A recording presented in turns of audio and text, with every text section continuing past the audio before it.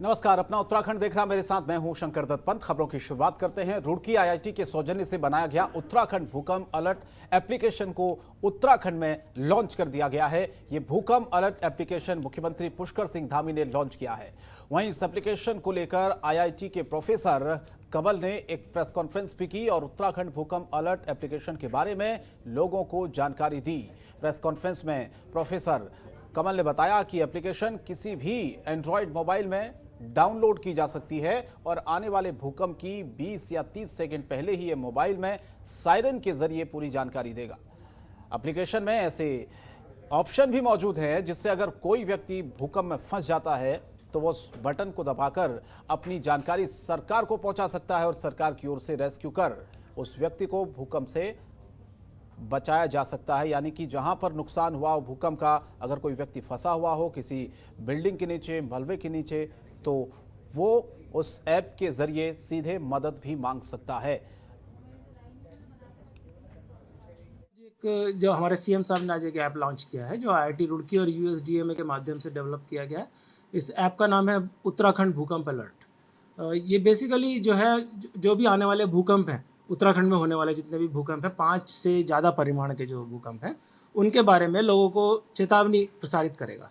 एक सायरन बजेगा और एक साउंड आएगी कि आपके क्षेत्र में भूकंप आने वाला है। और ये चेतावनी लगभग 10 से 20 सेकंड पहले, डिपेंडिंग की तो आपके 30 सेकंड पहले भी आ सकती है कि कितनी दूरी पर हैं आप भूकंप से, तो उस पर डिपेंड करेगा। और उत्तराखंड के चिंतन शिविर का आज आखिरी दिन है। इसी चिंतन शिविर में कई फैसले लिए जाएंगे और 2022 की चुनावी रणनीति को लेकर भी अमली जामा पहनाया जाएगा, जिसे लेकर हमारे उत्तराखंड के ब्यूरो चीफ सुरेंद्र ढाका ने कांग्रेस के महानगर अध्यक्ष लालचंद शर्मा से खास बातचीत की है। क्या कहा उन्होंने, देखिए। कांग्रेस के चिंतन शिविर का आज आखिरी दिन है। हमारे साथ कांग्रेस के महानगर अध्यक्ष लालचंद शर्मा जी मौजूद हैं। उनसे जानेंगे क्या चल रहा है चिंतन शिविर में। देखिए, जो चिंतन शिविर हुआ है ये एक स्फूर्ति लाने के लिए जो है कांग्रेस के लोगों के अंदर मिला है, क्योंकि इसे स्पष्ट हो गया है कि आने वाली जो चुनौतियां हैं उसके अंदर हम लोग मिलकर मुकाबला करेंगे। बेरोजगारी को लेकर, भ्रष्टाचार के खिलाफ, किसानों के हितों के लिए, महिला सशक्तिकरण के लिए, पर्यटन को किस तरह से उद्योग का दर्जा दिया जाए, परिवहन को उद्योग का दर्जा दिया जाए, और स्वास्थ्य की जो सेवाएं हैं वो किस तरह से आज निढाल हो चुकी है, उन्हें स्वास्थ्य सेवाओं को किस तरह कांग्रेस जब सरकार आएगी उन्हें मजबूती देने का काम करेगी। और जो हमारे युवा साथी हैं उनके रोजगार के संबंध में, इसके साथ साथ हमने एक सबसे महत्वपूर्ण बात है फीस एक्ट लाने की बात भी कही है कि फीस एक्ट भी जरूर आना चाहिए, क्योंकि प्राइवेट स्कूलों ने जो मनमानी करी है उससे लॉकडाउन के दौरान और आज भी आम जो परिवार हैं वो बहुत ज़्यादा उससे जो है ग्रसित हुए हैं। तो इन सब बातों को लेकर चिंतन शिविर में और भी बहुत सारी बातों का उल्लेख है। माइनॉरिटीज़ के लिए भी हुआ है। एक बड़ा सवाल और आ गया है। चिंतन शिविर में कहा गया है सोशल मीडिया पे एक्टिव होंगे और अंदर गुटबाजी चलेगी, दोनों चीज़ें कैसे कर पाएंगे? देखिए, गुटबाजी कहीं नहीं है। अगर जो लोग ये कहते हैं गुटबाजी है, मैं कहता हूँ गुटबाजी नहीं है। अपनी अपनी बात का कहने का सबको हक है। लोकतंत्र की जो है उसके हमारी पार्टी के अंदर है। और सोशल मीडिया के अंदर ये ज़रूर हुआ है कि सोशल मीडिया को और ज़्यादा मजबूत करके जो भारतीय जनता पार्टी लगातार देश के इतिहास को तोड़ मरोड़ के आज की युवा पीढ़ी के सामने पेश कर रही है, उसका मुकाबला हम लोगों को करना है। और जो कारगुजारियाँ आज भारतीय जनता पार्टी की हैं उसे जनता के बीच में लेके जाना है। और कांग्रेस की जो सोच है वो बड़ी स्पष्ट है कि जो कांग्रेस ने कहा है उसे करने का काम किया है।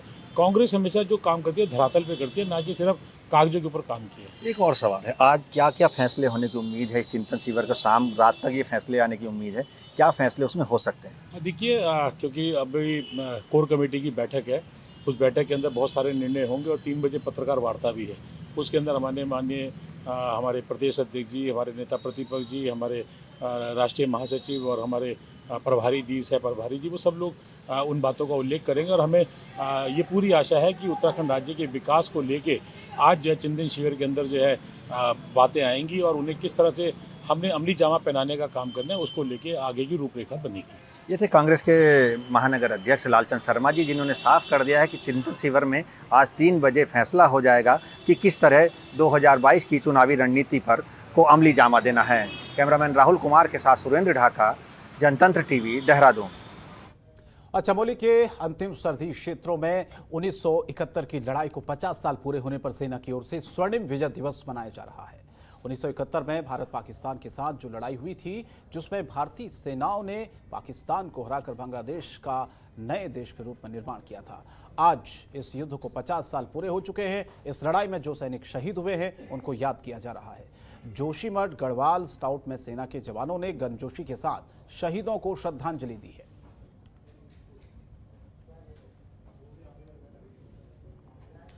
और नैनीताल हाईकोर्ट ने हरिद्वार में 2010 में हुए पुस्तकालय घोटाले के मामले में दायर जनहित याचिका पर सुनवाई की है। कोर्ट ने नगर निगम से 2 हफ्ते के अंदर जवाब पेश करने के लिए कहा है। दरअसल देहरादून निवासी सच्चिदानंद डबराल की ओर से हाईकोर्ट में जनहित याचिका दायर की गई थी, जिसमें कहा गया था कि 2010 में तत्कालीन विधायक मदन कौशिक ने विधायक निधि से करीब 1.5 करोड़ की लागत से 16 पुस्तकालय बनाने के लिए पैसा आवंटित किए। पुस्तकालय बनाने के लिए भूमि पूजन से लेकर उद्घाटन तक का फाइनल पेमेंट हो गया, लेकिन आज तक धरातल पर किसी भी पुस्तकालय का निर्माण नहीं किया गया। इससे स्पष्ट होता है कि विधायक निधि के नाम पर विधायक ने तत्कालीन जिलाधिकारी, मुख्य विकास अधिकारी समेत ग्रामीण निर्माण विभाग के अधिशासी अभियंता के साथ मिलकर बड़ा घोटाला किया है कि जो पिछला पीएल हुई थी उसमें जो रेस्पोंडेंट नंबर 3 और 4 हैं, जो मदन कौशिक जी हैं और एक रामलाल मीणा वो जी हैं जो एग्जीक्यूटिव इंजीनियर थे, इन्होंने सारे नियमों को ताक में रख के अपने सपोर्टर्स को फ़ायदा देने के लिए उनके घरों में, उनके मंदिरों में और धर्मशालाओं में कमरे बनाए, जिसको लाइब्रेरी की शक्ल देनी चाहिए, जो कि आज तक भी उस में जगह पे है नहीं। और जो इनका रूल ये कहता है कि जो भी कमरे बनेंगे वो पब्लिक लैंड में बनेंगे, अगर प्राइवेट लैंड में बनेंगे तो वो ट्रांसफ़र होंगे पहले और फिर उसका एनओसी लिया जाएगा नगर पालिका से, फिर कंस्ट्रक्शन होगा, जो कि इन केसों में नहीं हुआ है। और नैनीताल झील किनारे बने पंत पार्क पर्यटन स्थल में लगने वाले फड़ खोखे प्रशासन के साथ आंख मिचौनी का खेल खेल रहे हैं। दरअसल आपको बताएं कि पालिका की ओर से यहां जितने फड़ खोखे वालों को स्थान देकर समायोजित किया जाता है, उतने ही ज़्यादा संख्या में नए लग जाते हैं, तो इसकी वजह से यहां आने वाले सैलानियों को दिक्कतों का सामना करना पड़ता है। हालांकि समय समय पर इनके खिलाफ प्रशासनिक कार्रवाई भी की जाती है और कार्रवाई खत्म होते ही वो वापस लौट आते हैं। एसडीएम कैलाश टोलिया ने पंत पार्क क्षेत्र में नियमों के खिलाफ लगे फड़ों को हटाने के लिए एक अभियान चलाया और नगर पालिका कर्मियों की मदद से कई फड़ों को हटाया गया। उच्च न्यायालय के द्वारा जो है इन्हें आदेश हुआ है कि फ्लैट के सामने जो है दुकान को हटाया गया है। तो इस संदर्भ में हम लोगों ने देखा कि यहाँ काफ़ी लोगों ने जो है अनावश्यक रूप से दुकानें लगाई हैं, तो इसी के तहत हम लोगों ने जो है आज ये कार्रवाई की गई है और उनको बताया भी गया है कि एक साइड पे ही दुकानें लगेंगी। फिलहाल जो नगर पालिका ने उनको परमिट किया है। और टोक्यो ओलंपिक में भारतीय महिला हॉकी टीम के सेमीफाइनल में हारने के बाद हरिद्वार में बेहद शर्मनाक घटना सामने आई है। दरअसल हॉकी टीम में शामिल हरिद्वार की वंदना कटारिया के रोशनाबाद के घर के बाहर कुछ लोगों पर आतिशबाजी करने का आरोप लगा है। वंदना के परिजनों का आरोप है कि कुछ युवकों ने उनके घर के बाहर पटाखे फोड़े। परिजनों की शिकायत पर पुलिस ने 2 आरोपियों को गिरफ्तार कर लिया है। परिजनों ने कहा है कि आरोपियों के खिलाफ सख्त कार्रवाई करने की मांग है। साथ ही आरोपी के खिलाफ सख्त कार्रवाई नहीं होने पर आत्मदाह करने की चेतावनी दी गई है। पास थाने में सूचना मिली थी, लिखित तहरीर के आधार पर उनका वंदना कटारिया का भाई ने तहरीर दिया है कि इंडियन वुमेन टीम जो ओलंपिक्स में हारने के बाद जो है इनका पड़ोस द्वारा जो है आतिशबाजी चलाना एवं शादीसूचक शब्दों का प्रयोग करने का आरोप लगाते हुए एक तहरीर दिया है। उस तहरीर के आधार पर जो है हमने तत्काल रूप से एफआईआर कायम किया है सेक्शन 504 आईपीसी एवं सेक्शन 3 SC और एक मुख्य अभियुक्त को जो है हमने गिरफ्तार करके रिमांड के लिए भेजा। और बीजेपी नंदप्रयाग मंडल के पदाधिकारियों, बूथ लेवल अधिकारियों और पार्टी से जुड़े कार्यकर्ताओं की बैठक हुई, जिसमें बीजेपी सरकार के जनहितकारी कार्यों को जन जन तक पहुंचाने के लिए पार्टी कार्यकर्ताओं को दिशा निर्देश दिए गए। साथ ही आगामी विधानसभा चुनाव को देखते हुए सभी पार्टी कार्यकर्ताओं को चुनाव की तैयारियों में जुटने के लिए भी कहा गया है, जिसके लिए बैठक में खास रणनीति बनाई गई है। ये बैठक नगर पंचायत सभागार में पंचायत अध्यक्षा डॉक्टर हिमानी वैष्णव और थराली विधायक की अध्यक्षता में हुई।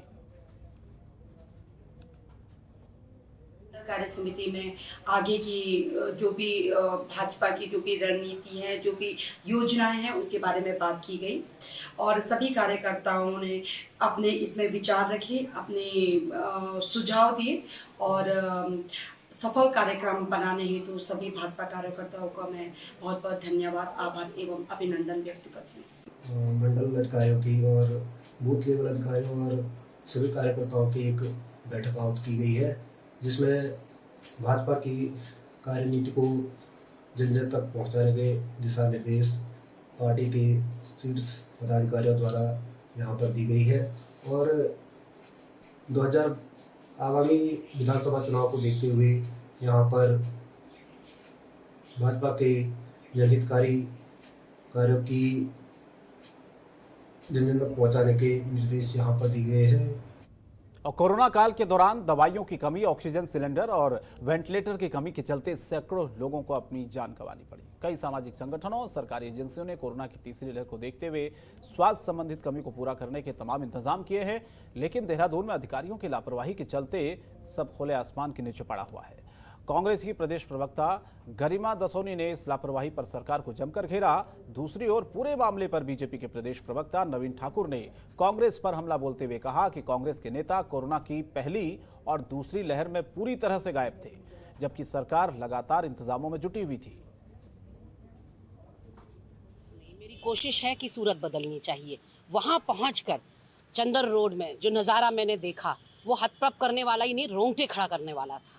जिस तरह से दूसरी लहर में मैंने अपने प्रियजनों को, अपने उत्तराखंड वासियों को जान गंवाते हुए देखा, जिस तरह से हमने लोगों को त्राहिमाम करते हुए देखा, जिस तरह से हमने लोगों को मजबूर देखा, लाचार देखा, हताश देखा, निराश देखा, दवाइयों के अभाव में, इंजेक्शन, वेंटिलेटर, ऑक्सीजन के अभाव में कितनी महंगी उनको दवाइयाँ खरीदनी पड़ी, डबल रेट में ब्लैक मार्केटिंग हुई और लगातार ये सरकार की कर्तव्य विमूढ़ बनी रही, ये पूरी तरह से दिशाहीन बनी रही, ये उत्तरविहीन बनी रही। अब मैं बताना चाहती हूँ कि केवल वहाँ जाकर खुलासा ही नहीं करा है कि भरी बरसात में किस तरह से करोड़ों की लागत के फ्रिज सड़ रहे हैं, नए नवेले फ्रिज, और पूर्व मुख्यमंत्री 3 टांगों वाला अपना पुराना यूज करा हुआ फ्रिज देते हैं, अपनी पीठ थपथपाते हैं और जनता को खैरात देते हैं।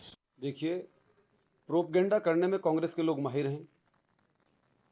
ये कांग्रेस के लोग अगर अपने शासनकाल में ये व्यवस्थाएं बना देते, अभी 3-4 महीने पहले कोरोना काल के दौरान जब ऑक्सीजन सिलेंडर की बहुत भारी मांग थी, कमी पड़ रही थी, तो ये लोग चिल्ला रहे थे ऑक्सीजन सिलेंडर नहीं है, व्यवस्थाएं नहीं है, दुरुस्त नहीं है, और केवल मीडिया में चिल्ला रहे थे, घर में एसी कमरों में बैठ के चिल्ला रहे थे।